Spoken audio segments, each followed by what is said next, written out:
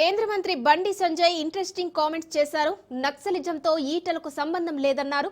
ఈటల నక్సలైట్ కాదని, అతనికి ఆ భావజాలం ఉండొచ్చని ఆసక్తికర వ్యాఖ్యలు చేశారు. గద్దర్ అవార్డులను తమ నేతలెవరు తీసుకోరని చెప్పారు బండి సంజయ్. వందలాది తమ కార్యకర్తలను నక్సలైట్లు చంపేశారన్నారు. శ్రీధర్ బాబు, డీకే అరుణ తండ్రిని చంపింది నక్సలైట్లు కాదా అని ప్రశ్నించారు బండి సంజయ్.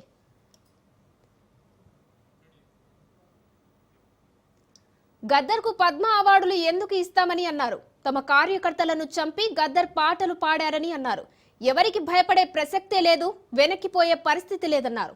మీరు ప్రపోజల్స్ పంపితే మేము అవార్డులు ఇవ్వాలా అని ప్రశ్నించారు. రాష్ట్ర ప్రభుత్వం ప్రతిపాదనలు పంపే సమయంలో ఎవరి పేరు పంపాలో వాళ్ళ పేరు పంపాలి. కేంద్రం ఆలోచిస్తుంది. మీరు పంపిన పేర్లను ఇస్తారా? ఇది అన్ని ఆలోచిస్తారు. పంపేటప్పుడు కూడా జాగ్రత్తగా పంపాలి. మంచి వ్యక్తుల పేరు పంపాలి. వీళ్ళు మంచి వ్యక్తులు కాదంటలే. నేను పద్మశ్రీ అవార్డు వచ్చేటువంటి స్థాయి వ్యక్తులను పంపాలి. పంపిస్తారు. ఎట్టిస్తాం? గద్దరికి ఎట్టిస్తాం చెప్పండి. ఆయన భావజాలం ఏంది? ఎంతమంది భారతీయ జనతా పార్టీ కార్యకర్తలను మర్డర్ చేసిన వ్యక్తులు ఆయన ఎట్టిస్తాం? మేము పక్కా అయ్యాం. మా కార్యకర్తలను చంపితే మా కార్యకర్తలు చంపిన కార్యకర్తలను పాటలు పాడిన వ్యక్తి గద్దర్. అనేక మంది పోలీసులను ఎన్కౌంటర్ చేసిన విషయంలో గద్దర్. ఎట్లిస్తాం? మీరు వంశం ఇస్తాం ఏంది అవార్డ్స్?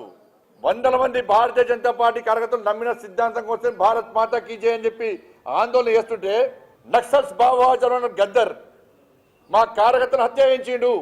ఎన్ఐఏ ఎంక్వైరీ చేసింది గద్దర్ గారి మీద. అనేక మంది పోలీసులను ఎన్కౌంటర్ పేరుతో మర్డర్ చేసిండు. అటువంటి